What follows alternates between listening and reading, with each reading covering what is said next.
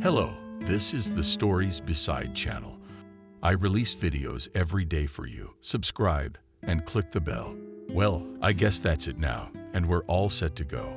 Kevin, a young man, 26 years old, with a heavy heart, closed the lid of his suitcase and took one last look around the old apartment where he had lived for the last year and a half.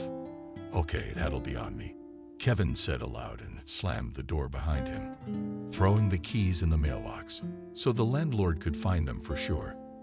The guy took quick strides across the courtyard to the cab car that was to take him to the train station. Kevin's soul was scratching at the bitterness and pain he hadn't felt in a very long time. And frankly, the young man sincerely hoped that he would never have to face anything like this again. The humiliation he had endured at his own wedding could hardly be compared to anything else. But it was this event that finally convinced him that leaving Moscow was the best thing for him. When Lillian, Kevin's fiancée, failed to show up for their own wedding, the disgraced young man's first wish was to walk to the Moscow River and jump off the bridge. He simply could not believe such a vile, soulless betrayal. So much he loved his Lillian. However, when a little later he received a short text message from the girl with words of apology and an explanation of their cardinal incompatibility, his anger and pain subsided a little, giving way only to disappointment and trivial resentment. Kevin only then realized that Lillian had never really loved him, and the whole marriage thing was just to annoy her rich father. What kind of a fool are you? Did Kevin blame himself on the young man? Couldn't tell the real feelings from the cheap stuff. All Kevin wanted now was to leave this damned city, which had brought only misery and disappointment into his life, as soon as possible. He was about to start a whole new life from scratch, and he chose the farthest, and, as he thought, the best places to do so. "One ticket to Kidrovka, please," he asked the cashier at the bus station as the plane took him from the warm Moscow spring to the harsh and frosty Tega March. The guy hitched a ride to the nearest district center and wanted to get into the middle of nowhere, where no one from his past would remember him. Escape from the capital, wherever he could see. In this case, it meant a trip to Kidrovka, a small village on the edge of the Tega, where the half-built houses of the locals were typically blended with the centuries-old greenery of tall pine trees. "The bus will be in 2 hours," the cashier informed him in a thin nasal voice. "Will you wait?" "Yes, of course. What else can I do?" The cashier handed Kevin the ticket with a grudging look, as if she could tell by his mere appearance that he was a stranger. Nice start. You couldn't tell. It went through the guy's head. But he gave the woman a short and polite smile. He picked out Kidrovka by groping, simply opening the map on his smartphone and poking at the first place he saw in it. He wanted to rule out all possible planning options, trusting his fate to intuition and Lord Chance alone. This behavior, however, was perfectly reasonable. It was the result of his years of experience, which eventually led him here to a godforsaken bus stop in the middle of Siberia. It's safe to say that sooner or later Kevin would have left the capital anyway. There was a chain of unpleasant events that had begun to happen to the boy in childhood. Even then, he often wondered what would have happened if he had not been born in the capital, for example, but in a place not very popular with tourists, such as Chelyabinsk. Would he have been happier then, or would life have been all the same, whether he was from the capital or from the deep provinces? Anyway, he couldn't change the past. So Kevin decided to change his attitude toward it for a change. There were many things in his past that could knock out any normal person for a long time. Escape to the forest village was for Kevin a kind of attempt to rewrite his own unhappy fate. Little Kevin did not even know his parents. He was raised by his maternal grandmother, Lydia, until he was 7 years old. She told the boy that her daughter Avery, Kevin's mother, died during childbirth. The woman had a serious complication that caused severe bleeding.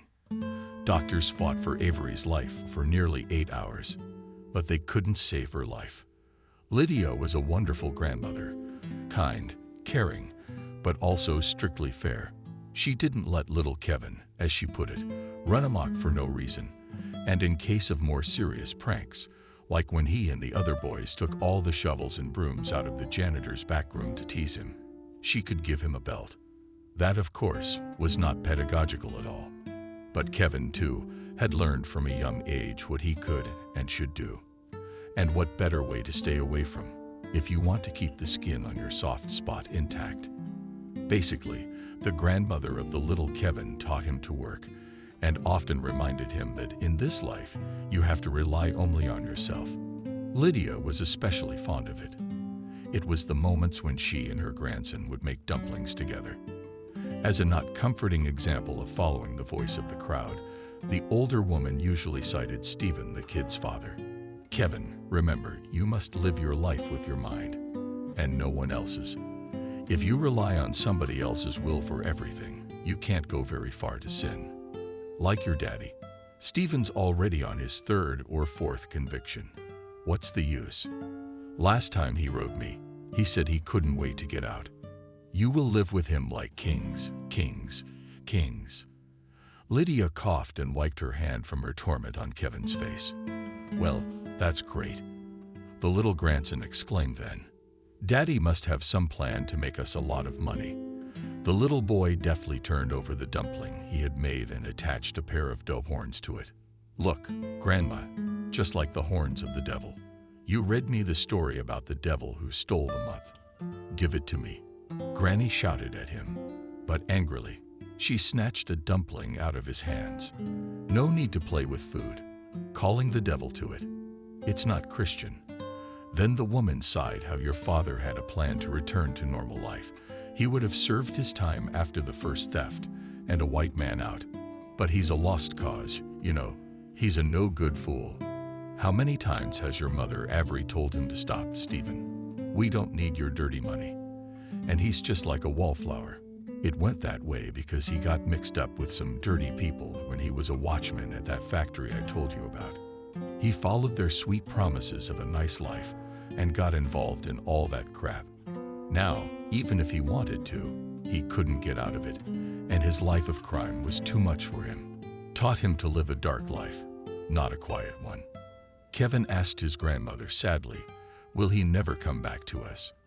How nice it would have been for all of us to live together with Daddy. I don't think so. Lydia mumbled softly. It would have been so much fun. Little Kevin did not pay much attention to Grandma's words at the time, for he had not yet understood the sarcasm implicit in them. It was because Stephen, before his last conviction for robbery, had asked Lydia to bail the boy out completely. Lydia, sweetheart, don't say no. Take Kevin to your place. You know, I'm in the middle of something that's going to take me a long time to get out into the world. Whose fault is that? Stephen. Granny asked him reasonably, folding her arms across her chest in a closed gesture. You know I love Kevin more than life. The last memory I have of Avery, I just can't figure it out. Why'd you go back to that pawn shop with your buddies? Hasn't life taught you anything in all these years? You've got a son growing up, haven't you? Do you really want to set a bad example for him? A convict and his mother-in-law were talking in the visiting cell. The man was just about to be taken to his next court hearing. That's the thing. Lydia looked at her with pleading eyes. Stephen, who better to raise Kevin than you? I spent my whole life in prison, going from camp to camp. I don't take a break. What kind of a father am I? You're right there, Stephen. The old mother-in-law agreed with him. You're not much of a father. Well, why are we wasting our time with this idle chit-chat?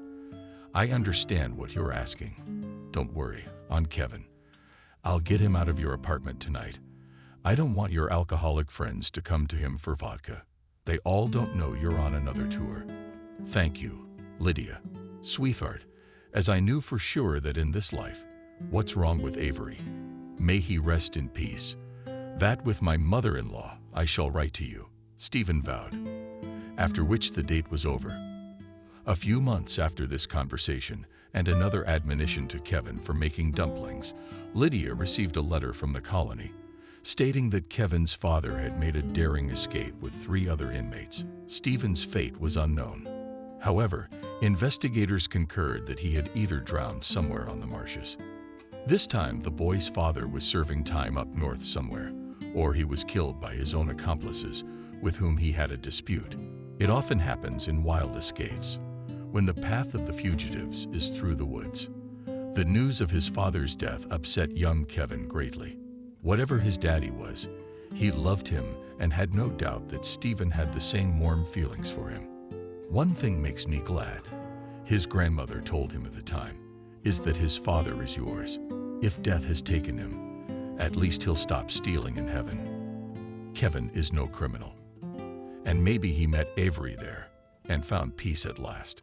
Kevin was 10 at the time, but he was already well aware of what his grandmother meant, and so was grateful to her for the fact that she did not scold his father after his death.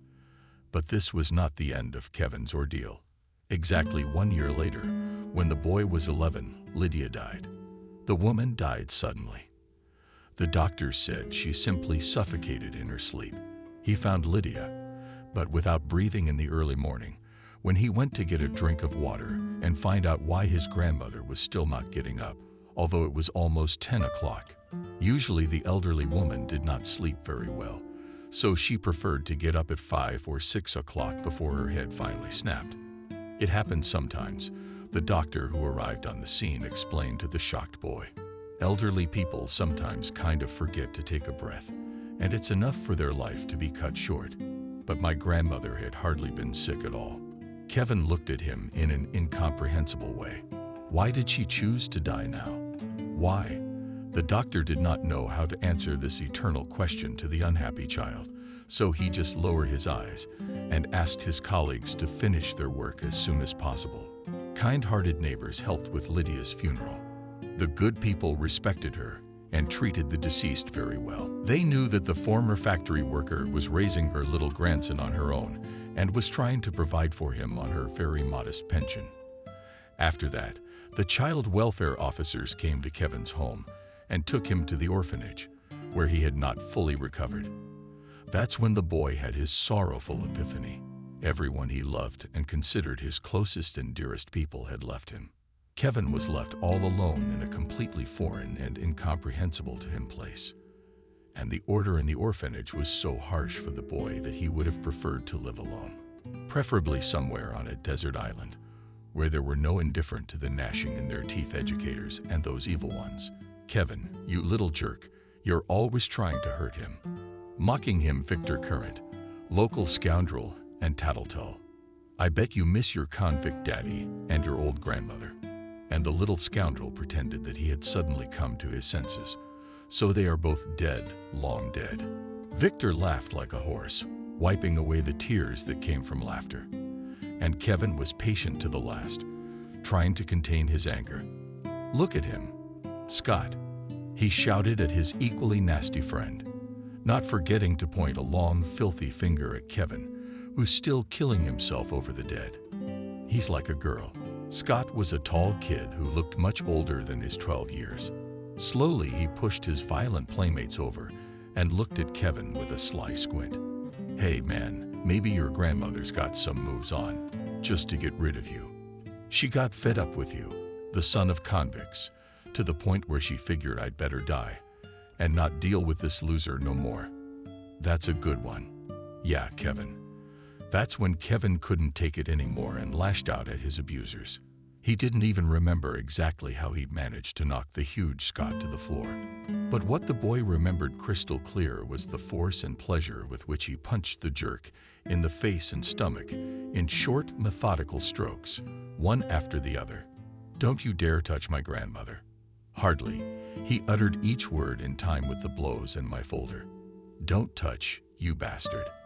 They only dragged the boy away from his abusers when Scott's nose was bleeding and his left eye was completely swollen into a red-purple something. You should be thanking me for not putting you in juvie, yelled at him afterwards the director of the orphanage when the boy tried to justify his behavior. You've got to stop rolling your snot on your fist in front of everybody. It's over. Your old life. Do you understand that now, or are you gonna put yourself among these guys? So nobody messes with you. But no violence, or you're gonna get yourself wiped out.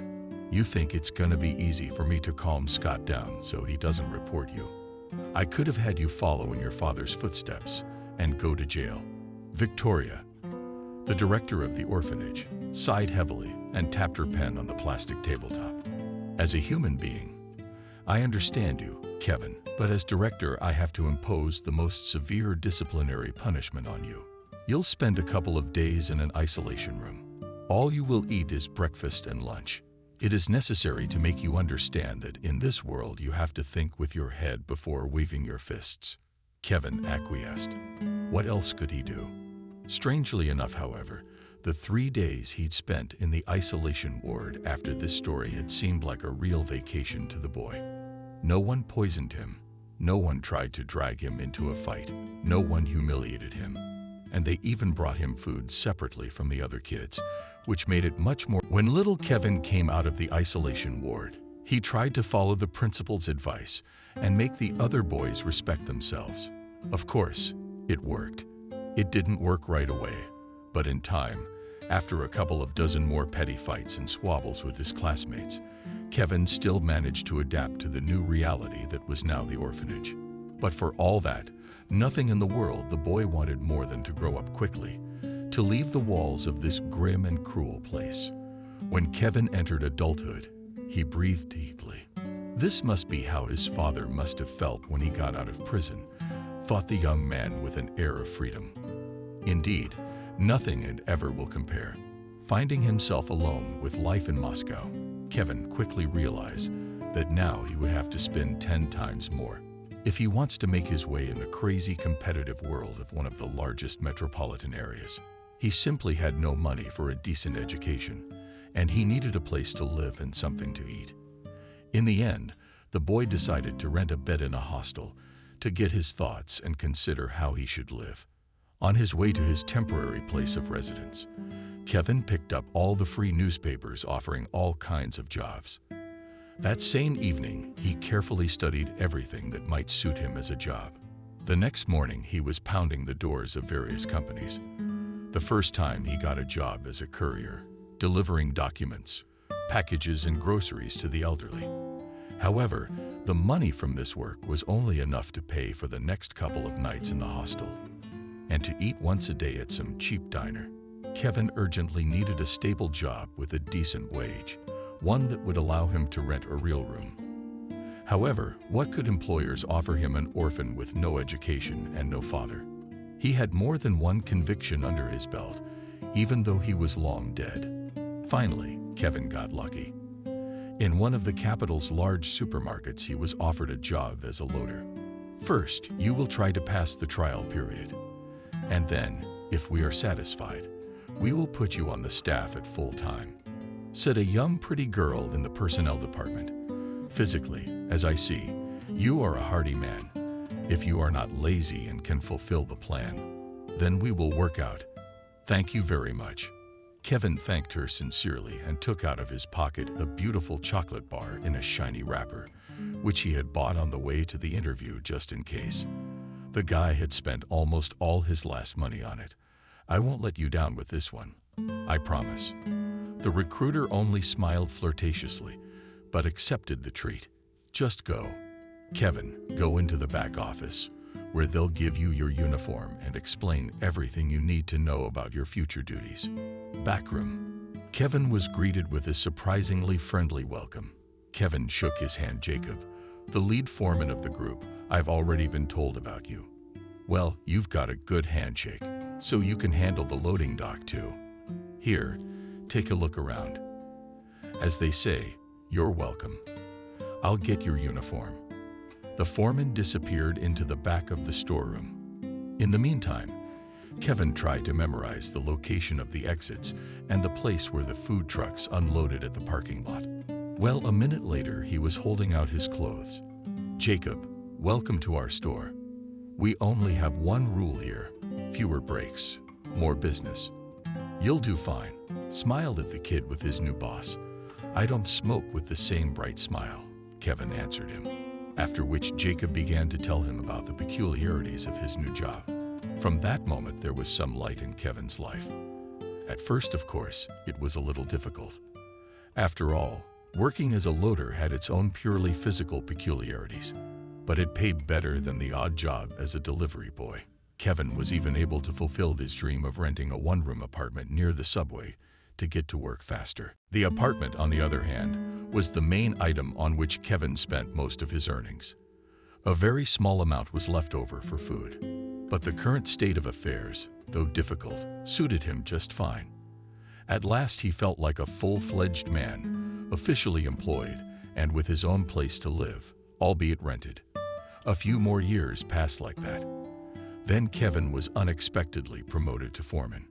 Jacob, the whole time, kept a close eye on the young, diligent, and hard-working boy, and he was slowly making a replacement out of him. "It's high time I retired." He laughed as he signed the application. "I just didn't want to leave my post to just anybody." "And you, Kevin, can you train a new crew with dignity? You're smart, and you know how to talk to people. And the main thing is, boy, you ain't no squirrel. Aren't you afraid of getting dirty? That's the kind of thing you can't find in our business these days. You know what they're willing to do these days, as long as they don't do their best. And the whole branch depends on our work." Kevin was very pleased and assured his mentor that he would do whatever was necessary to keep the store running like clockwork in the area he was in charge of. After that, Kevin had a much easier time with money. He loved his job and was really careful to make sure that his charges performed their duties as they should have. Any attempt to scrounge didn't end well for Kevin. The guy, as if from God, had a penchant for managing a large household and felt at that time in his life, as they say, in his place. One day a beautiful sports car pulled up to the supermarket. The driver repeatedly honked his horn loudly to the employees crowded around the loading dock. Kevin's crew was just taking a large delivery, so he didn't immediately notice the dumbass sports car, memorable for its unusual iridescent color. "Can't you see it? I have no place to park. You've got your big ones all over the place. No way in or out." Kevin saw the driver finally get out of the car, who was shouting such ridiculous accusations at him and the boys.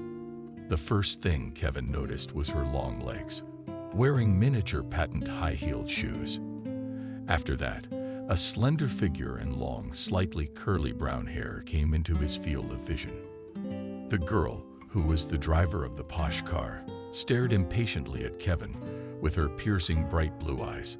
Such eyes the boy had only seen in one person, a fictional fairy with azure hair, one of the main characters from his favorite children's book, the fairy tale about the wooden boy. "Do I have to stay here until tomorrow, or you'll condescend to make room for me?" in a thin, somewhat whimsical voice, said the beauty. Kevin, who had never met a girl of that caliber before, was struck by her beauty and the ringing of her girlish voice. He couldn't help but wonder how he would look next to her if he were her husband. "Hello, who's in charge here?" She raised her voice to a high pitch. "I am in charge," Kevin finally answered. "Kevin, the head of the border team, at your service. Excuse me, but the guest parking lot is on the front side of the store." The pretty girl looked Kevin over from head to toe with an appraising glance, then threw her silky hair over her shoulder. With a challenge, she replied, "Yes, I'm aware of where it's for guests and where it's for slaves." The girl grinned briefly. "Dummy, you must be new here. Don't you know who I am?" "No," Kevin frowned. "I'm sorry, but this is the first time I've seen you, even though I've been working here for about 4 years. Then a young cashier, Ann, jumped up to Kevin and whispered softly, "Hurry up and move that truck. That's Vincent's daughter, Lillian." Nodded understandingly to the cashier, the young foreman Lillian. "Nice to meet you. I beg your pardon, I didn't think you came here sometimes." The beautiful woman's look softened a little. "Same here. I'm here on business with my father. Let's hurry up. I don't have much time. I have a manicure to get to." Despite her rude and regal demeanor, there was something about this Lillian that really caught a guy's heart. Later, on the way to Kidrovka, Kevin came to the conclusion that he had obviously fallen for the famous ploy of rich bitches, their incredible beauty and ability to present themselves as a real queen. Confidence in their own inevitability does not yet make a man honest and decent. At that moment, however, Kevin completely lost his head from the shopkeeper's daughter. He instantly drove away the truck that was right next to her car and let the girl park. After that, they had to wait more than an hour before Lillian returned from her father, and the entire team of movers was able to finish their work. The next day, Kevin received an unexpected call from an unknown number. He was even more amazed when he recognized Lillian's voice on the other end of the line. "Hello, you recognize me?" The girl giggled playfully. "Do not be afraid to give me your number. My father gave it to me. He says you're one of his best employees. Hey, do you want to take me to a restaurant by any chance? I saw the way you looked at me." There in the parking lot, Kevin gasped at the bold and unexpected offer. No, of course, he was well aware that this was the 20th century, and girls were free to make the first step to communication. But to be so blatant. "Are you sure, Lillian, that you will not regret your proposal?" The boy tried to add confidence to his voice. "You know, I might fall in love with you. And then you'd have to see me every day." Just a second. The wealthy Harris on the other end of the line was silent, and then suddenly the receiver sounded her lively young laugh. "I like your directness. It's cool, isn't it? Let's not get ahead of ourselves about love. But meeting in a Greek restaurant at the mall for a salad and a cup of coffee is more realistic. Don't you think?" Kevin agreed, but warned me, "Lillian, I'm the kind of man who is only interested in serious relationships." Lillian laughed again. So they made an appointment.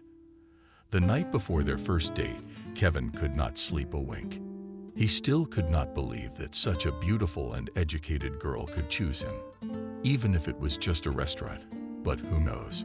He was not mistaken in his thoughts. He and Lillian soon had a stormy love affair, during which young people literally could not tear themselves away from each other. It was as if flaming sparks were flying between them, the mere touch of which was enough to ignite a wild and crazy flame of passion.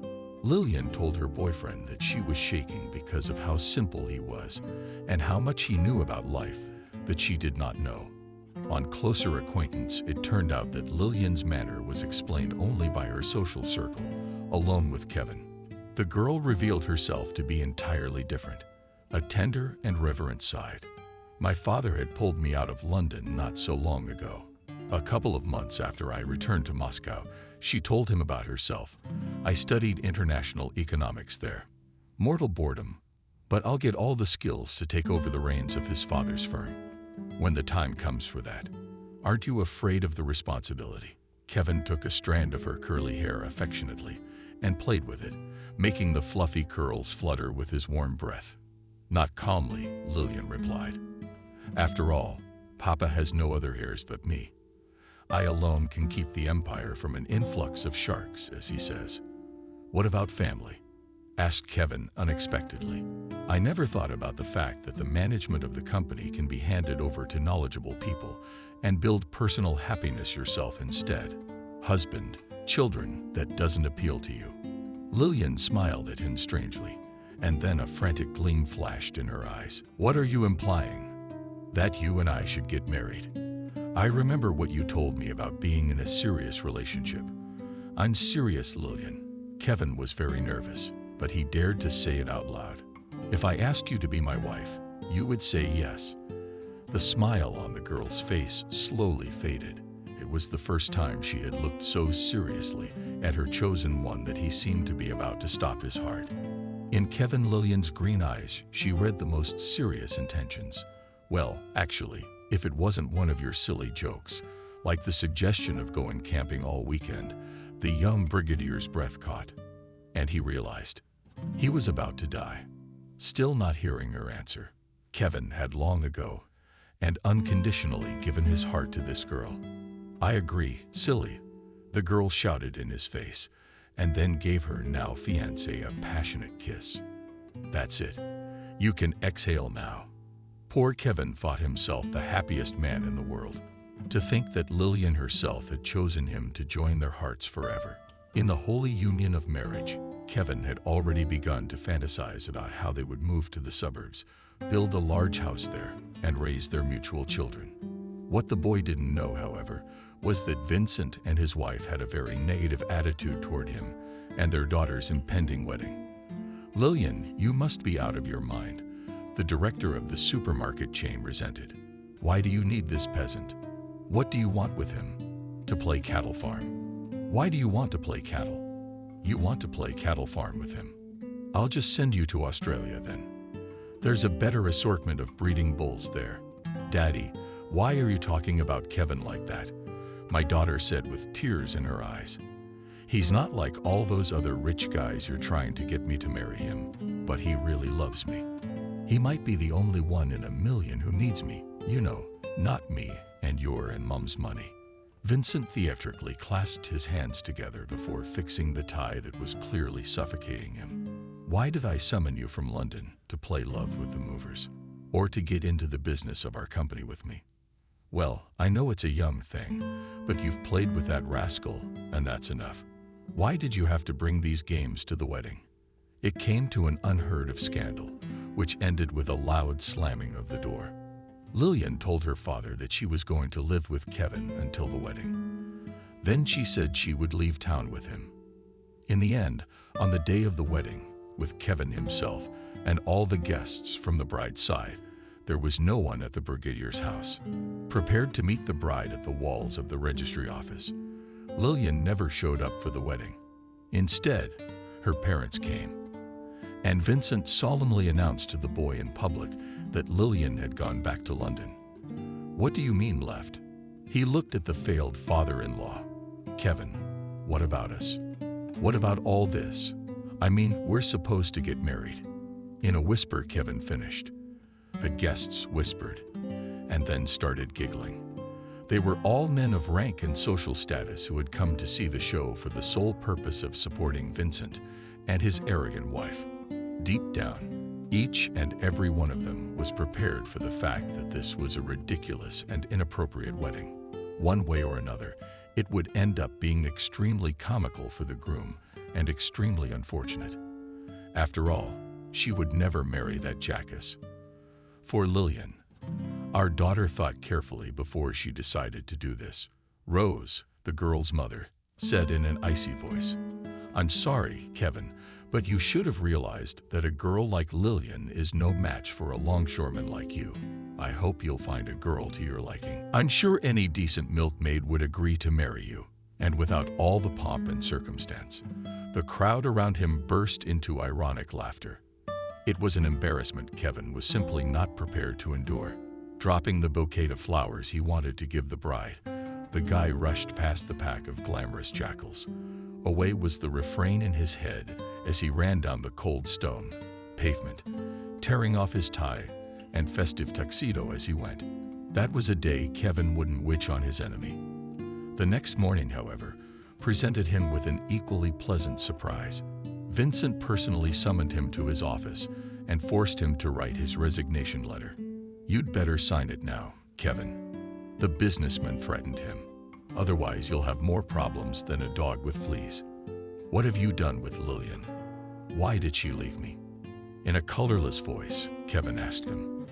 "I didn't do anything of the sort," with a nonchalant face, the store manager answered him. "I just explained to her that she has no future with you. Come on. It was clear to you at first sight that she was just having fun with you. We loved each other." Coldly, the foreman responded. The businessman raised an eyebrow ironically. "Listen, boy, my daughter is a hot young girl. Let's be honest. She just wanted to try a simple guy. I'm sorry to be blunt, but that's the kind of answer you're happy with." Instead of an answer, Kevin made a bold statement. "I don't want to quit. I want the job." Really, how surprised Vincent looked at him. "Well, you know, I don't want to talk about you and Lillian. I don't give a shit about. Or do you want me to have my people explain it to you hard? I can do that quietly." "It's illegal," Kevin answered him quietly.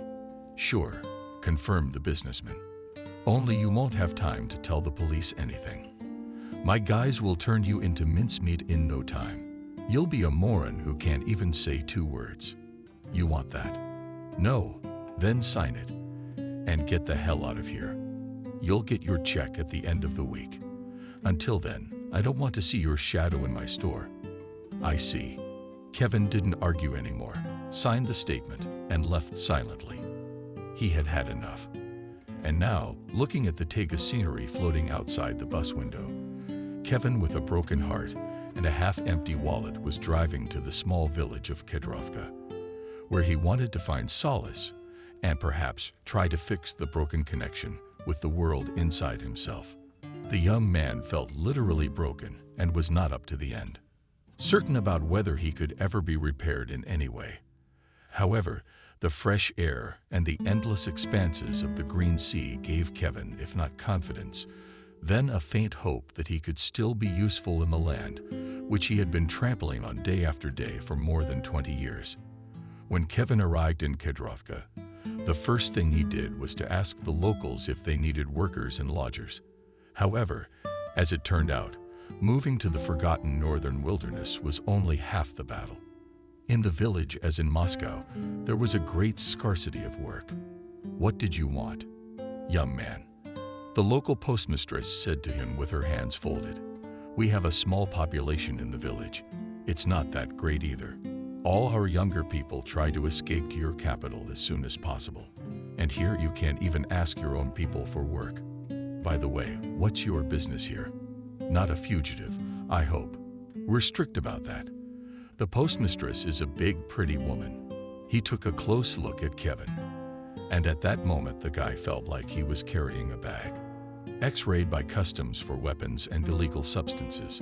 "Yeah, I didn't say I was from Moscow at all." As carelessly as possible, the guy answered her. "I just wanted to live that way. You have nature here to enjoy the air, to breathe the air he breathed." He was still looking at him suspiciously, a lady with a big blue bag over her shoulder.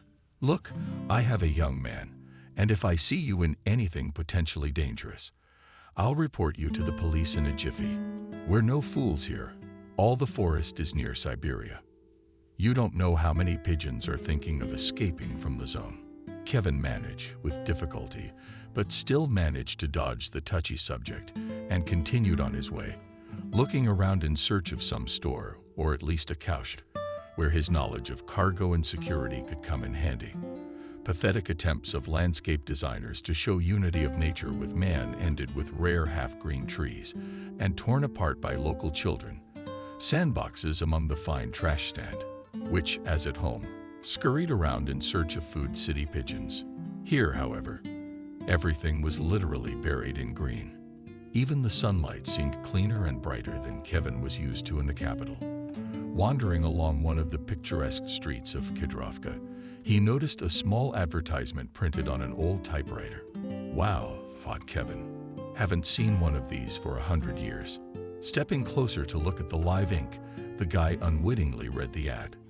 "Wanted assistant gamekeeper, preferably a man. The age would be better from 20 to 45 years.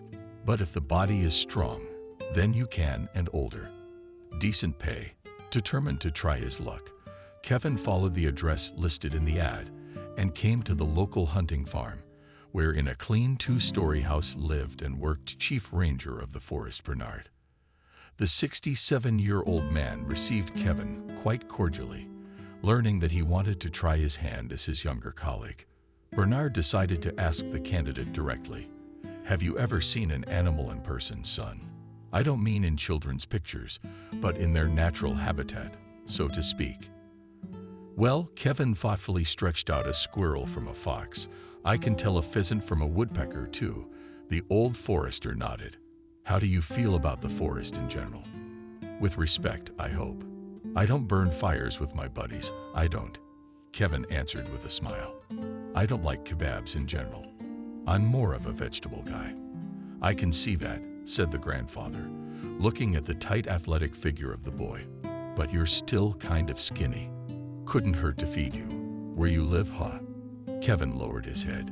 "You see," Bernard said thoughtfully, and checking the boy's passport again, he said, "Well, you can stay with me for the time being. But just keep in mind, I'm a tough guy in terms of life. Wake up at 6 o'clock. Breakfast at 8 o'clock. Lights out at 9 o'clock. "I agree." Kevin's face lit up. A grateful smile.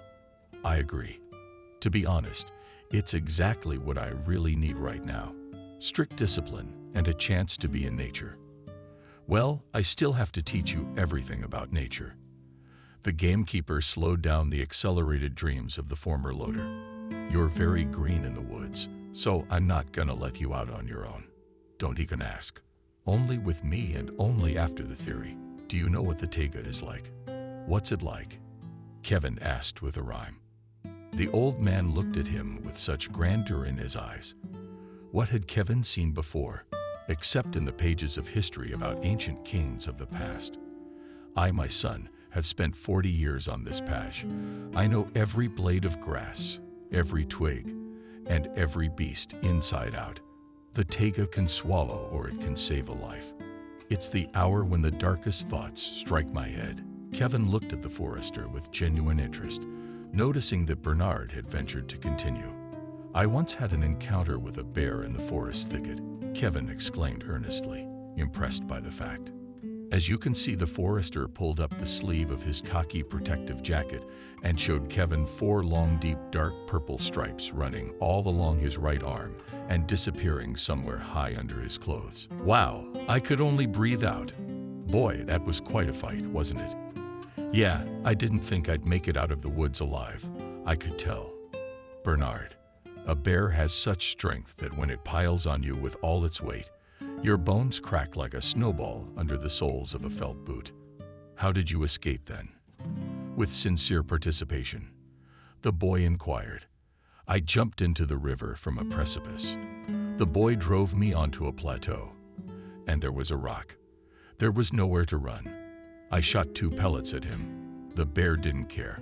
Before that, I only had time to pay off a part of meat from my hand. I don't remember how I crawled out from under him. I think I stabbed him in the paw. He got a little distracted. So if that bear is still alive, I had a little present for him too, as a memento. Kevin whispered in astonishment. I can't imagine what kind of spirit you must have to tell me about your encounter with death so easily. Grandfather looked into the distance and said slowly, I was only 30 years old, a young man. I didn't have any brains. Otherwise, I would have started shooting at a bear at once. No, I stood like a fool. I looked at him until he noticed me. And when that happens, it's either him or you from him. Bernard laughed a low, squeaky laugh. So Kevin began living at the gamekeeper's house and gradually learning the basics of forestry. Every day, he and Bernard would get up bright and early for breakfast and go out to teach plants and animals, the most common plants and animals in Bernard's territory. In the evening, after the rounds, the gamekeeper would teach the boy how to load and clean his rifle properly.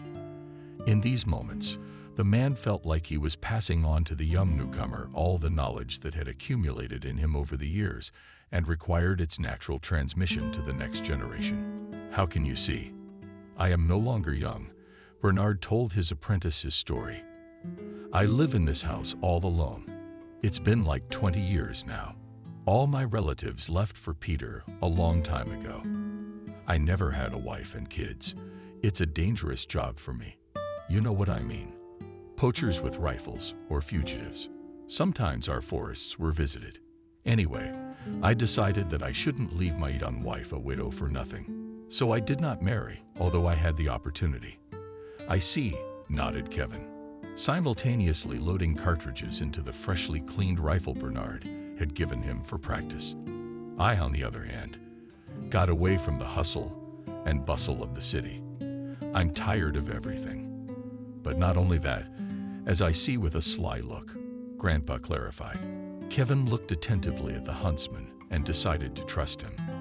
Not only agreed the guy and told the ranger his complicated story. You wanted to marry the wrong girl. I'm sorry. After listening to everything to the end, said Bernard. So are you. Kevin looked at him reproachfully. No, that's not what I meant. Grandfather brushed it aside. I mean, Lillian was the one who toyed with you from the start. I know the type. Sneaky, like mermaids in the reeds on St. John's Eve, trying to drag you down to the riverbed. You're ready to give them your heart in pieces, but they'll devour you without choking you. Predatory wenches, I'll say. You must be right, Kevin shrugged indifferently. But that's all that matters to me. I'll live with what's left of my heart on her conscience, and I'll live with what's left of it. Bernard poured more hot tea into the boy's mug and then said quietly, "Don't speak too soon about that. Son, God knows how the heart works.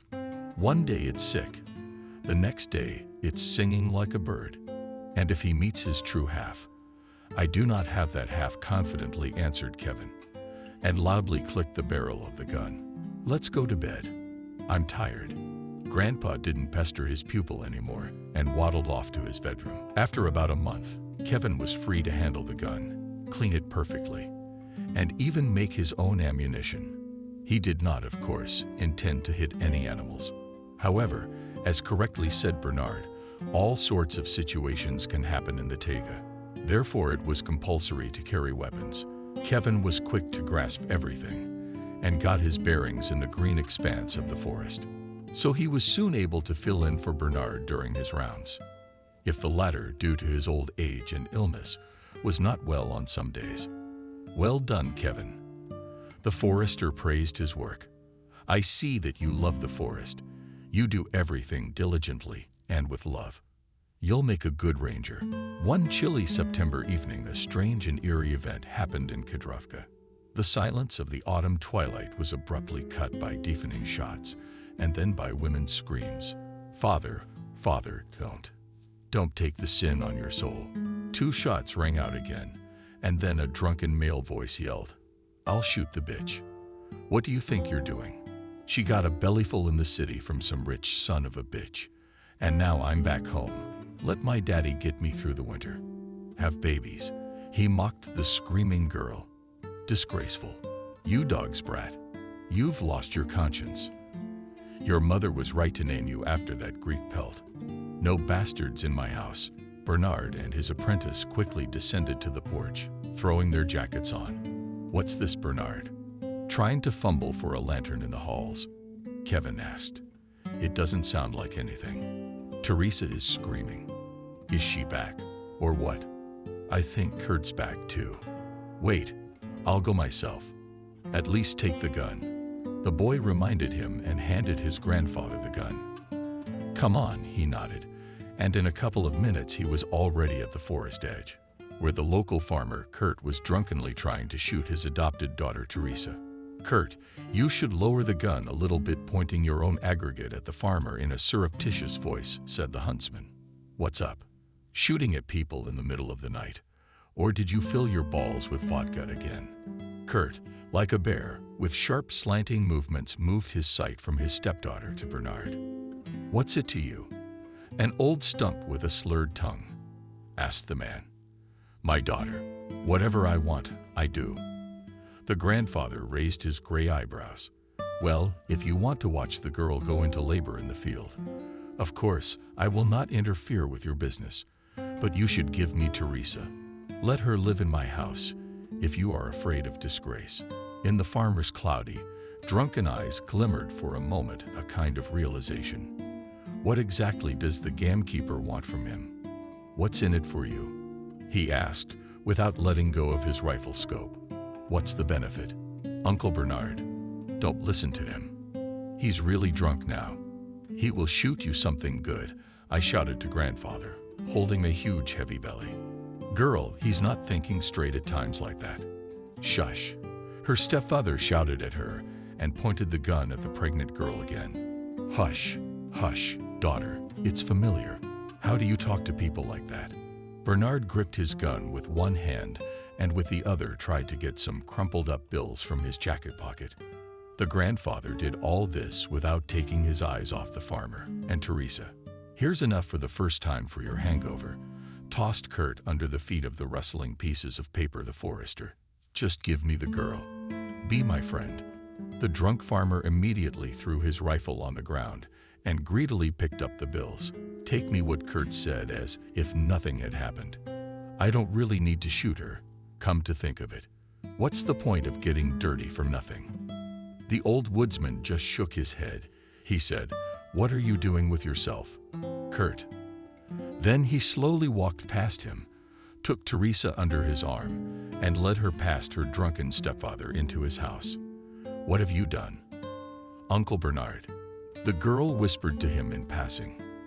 "This must have been your entire salary along with your pension. Why did you give him so much? He'll drink it all up anyway." "God with them, and the money also," replied Grandpa. "I value your life more than some colored papers. There's plenty to drink at home, and I'll earn the rest."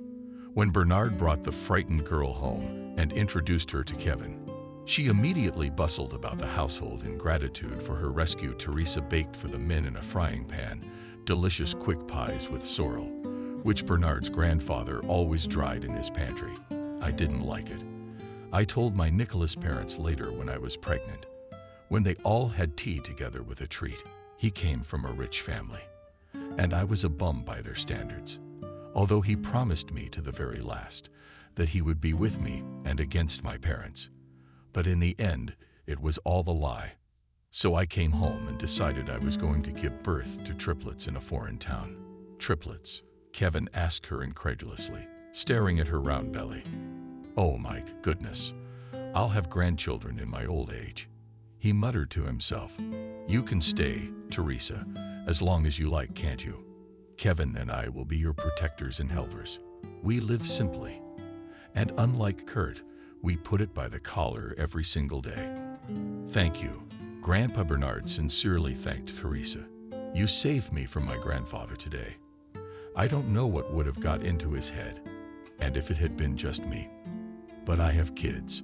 The girl seemed to realize only now that she was almost the victim of a drunken brawl with his own stepfather, and from fear burst into tears in front of them. "What are you, Teresa? Do not cry." Kevin tried to comfort her. "It is all over now. We won't hurt you, I promise. You mustn't worry."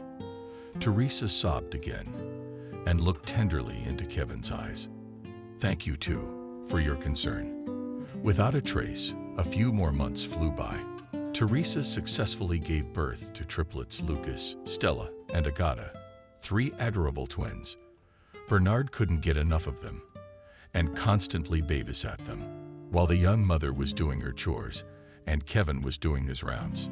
The boy was no longer afraid of the forest at all and felt like a real king of the situation. Every morning he greeted the birds and the few animals he saw on his way. Kevin became friends with Teresa and was like a brother to her. They could often talk for a long time. At that moment, Kevin felt a special peace fill his soul. When the babies were born, he asked Teresa to give them his last name. However, the girl Teresa turned out to be only 23 and flatly refused. "Uncomfortable. It's Kevin. What will people think of us?" "Okay, I'm a fallen woman in the eyes of local society. But you're new here. Why would you want to ruin your reputation?" Kevin didn't argue with her. After all, it was a woman's right to decide what name her children would be listed under. But he wasn't offended and continued to support her and the triplets as before. A year later, a shocking event happened in the forester's home. The children had just begun to walk at that time. They were already getting stronger. Their mother was genuinely happy that all 3 were growing up healthy and not lagging behind the other kids in development. It was a sunny summer day when Teresa suddenly burst into the house and began to call loudly for her eldest son, named Lucas.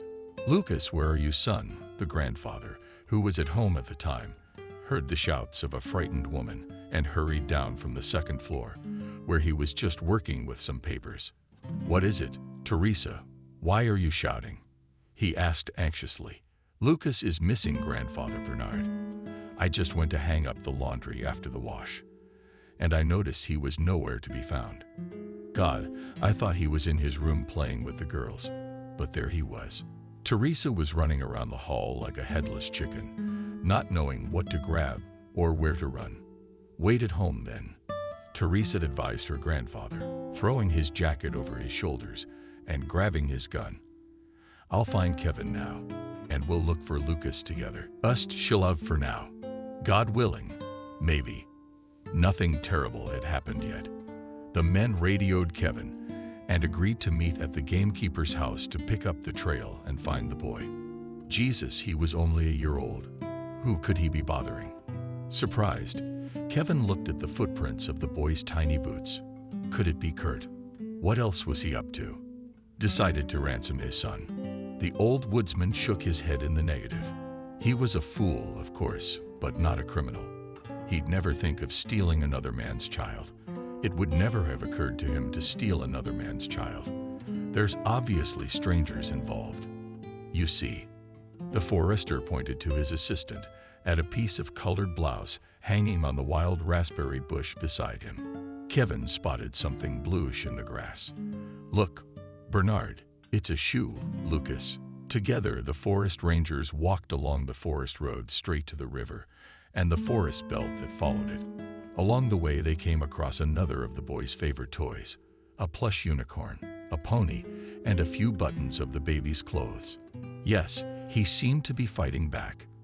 Proud of his adopted grandson, the grandfather said. I could see he was of our breed, though not of our own blood. The clever boy nodded to a worried Kevin. He, unlike his grandfather, didn't share his enthusiasm for the boy's resistance. It meant that Lucas was probably being dragged by force, in which case he might have been hurt, which Kevin certainly couldn't bear. Lord, I wish I could make it. I wish I could save him. The man prayed until the woodsman stumbled onto a dirt road leading to the highway. Let's split up, Bernard suggested Kevin. You go along the highway, and I'll take a look around by the river and the marshes. Grandpa nodded kindly in response. Just be careful, Kevin. It's the middle of nowhere. It's still thick, though. The lad nodded and went in search of the boy without a moment's hesitation. The place where Kevin had wandered into was indeed a wilderness. It was even darker than other places. Twigs and driftwood were jumbled together. When he didn't discover anything important to him, he was about to leave. Kevin was about to leave when he suddenly noticed something unusual among the reeds. Cautiously approaching the mire, he saw a half-submerged Muscovite of the 1960s. Wow, this is a retro car that flashed through the mind of the young forest ranger. Looking inside the car, the young ranger saw a prison uniform thrown on the seat. Following his gut, the fellow cracked open the trunk with a hunting knife, half open. It, though it had spent a fair amount of time, still gave way. Inside was an unremarkable piece of tarpaulin. It was wrapped in an old cord, like a camp knot. Isn't it heavy? Kevin thought, pulling the mysterious find out of the trunk. How astonished was he when a minute later he found several impressive gold nuggets and bags of fine gold sand inside. What the hell was that? The huntsman wondered aloud, and only now he noticed that there were also letters in the bag. He took the papers in his hands and began to look through them one by one, and realized with horror that the handwriting belonged to his father Stephen. Not only that, their inside were also pictures of little Kevin, sent to the colony by his good-natured mother-in-law Lydia, who had sent the good-for-nothing son-in-law. From the contents of the letters, Kevin realized that his father had escaped from the local penal colony 15 years earlier. Along the way, he stole the gold from the mine, where all the convicts were working at the time. In a few months, the gold, along with his accomplices, Stephen stole some old car that belonged to one of the locals, but they could not get away far. The car quickly ran out of fuel, and on top of that, the convicts had lost their way, getting tangled in the thicket and trapped in the reeds, in the deep mire, which over time had simply become shallow, thanks to which the guy was now able to find the Muscovite that had gone missing years before. Stephen and his accomplices had apparently gone their separate ways, and they died in the woods, unable to find their way back to the road. So that's what Dad meant when he said we were going to live like kings. The young huntsman remembered his father's words. There's nothing to say. There was a gift of fate from his late father. The mine where the prisoners worked at the time had long since ceased to exist. This meant that the treasure belonged entirely to Kevin. Bernard summoned the old gamekeeper, Kevin on the radio. Come up to me. I found something very interesting here. About 20 minutes later, the grandfather was already guarding the gold he had found, and Kevin went farther into the woods. He sensed that the boy was somewhere close by. Suddenly, the young gamekeeper heard someone whimpering, and then an adult female voice followed. Jack, I don't know what to do next. The boy won't calm down. Why don't you suggest we call the police? Layla. A second, distinctly male and disgruntled voice came over. Kevin rushed through the bushes and very soon came upon the Mercedes, which had fallen into a hole. A man and a woman were sitting inside, with little Lucas crying in her arms. Apparently, the kidnappers, also poorly versed in the area, had simply lost their way in the woods. On top of that, they got into a hole that they couldn't get out of without help. And well, hands up. Kevin pulled his gun on them. Take the child slowly out of the car and put him in front of me. Who are you, fellow kidnappers? Please don't shoot, pleaded the woman. We are the parents of Nicholas, Teresa's ex-boyfriend. Our boy was in a car accident a couple of months ago, and since then he's realized a lot. He's reconsidered his way of life. And that now gives us the right to kidnap other people's children with impunity. Kevin asked them in a harsh voice. No, of course not. The man stood up for his son. Jack, we wouldn't be here if it weren't for our grandchildren. My son, when he told us that Teresa had had triplets and that his eldest was a boy, we were happy. We wanted to call her, but she must have changed her number. And Nicholas kept on talking. I want to see my son. I want to see my son. He can't walk in a wheelchair now. So we decided to make him happy, to bring my grandson for the weekend. We would explain everything to Teresa later. We would have discussed it with her in a civilized way. You weren't smart enough, Kevin asked them with a frown. Well, I'm sorry. We were afraid of people too, said Father Nicholas with his hands in the air confused. Kevin did not call the police. He understood the reason for the Nicholas parents' desire to see their grandchildren, and so he helped them out of the pit and to their house so the couple could warm up and talk to Teresa about everything. Gold and Lucas were brought home already in the Mercedes. God only knew what the boy's mother went through during that time, but when she saw her son safe and sound, she immediately forgave the parents of the failed groom. Teresa was a good person who understood the importance of the situation. She allowed Nicholas to see her children on weekends. He was incredibly happy to have children, at least in this way, because he was well aware that Teresa could never trust him again. 6 months later, Teresa married Kevin. By this time, they were both well aware of how much they had in common, and they didn't want to miss the chance given to them by a blessed destiny. Kevin fell in love with the calm and kind Teresa, who had no need to assert herself at the expense of others, and for whom the highest value in this world was still her family. The gold that Kevin found came in handy when negotiating with Teresa's stepfather, Kurt. The boy thought to get down to farming and use the proceeds from the bullion to build a full-fledged farmhouse of a henhouse, as well as a stable for the cattle and all the necessities. Kurt appreciated the idea, and under the responsive supervision of the forester Bernard, he slowly began to return to a normal, sober life so that he could do what he loved again, together with my son-in-law and his second family. A year later, instead of the stepfather's old shack, there was a new 3-story house and a huge farm. The sheep and piglets wandered happily around the yard, and the restless twins played with them. Grandfather Bernard, who had already retired by then, he enjoyed taking care of his grandchildren and helping Kevin and Teresa with their household chores.